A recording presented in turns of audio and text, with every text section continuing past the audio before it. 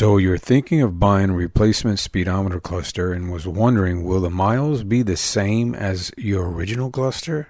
Some of you guys are wondering about buying another speedometer cluster for your vehicle for whatever reason. My reason was couldn't read the mileage too well. This vehicle of mine has a little over 36,000 miles, so I got to use speedometer cluster. And the question is, does the miles, the original miles in the car, stay the same on this used cluster? Well, let's see. No, it says 160,247.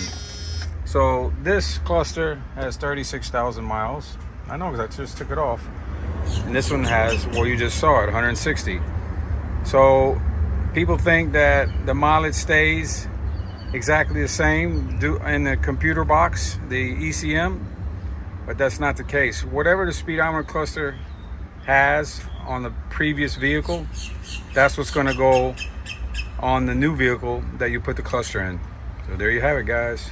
Be aware.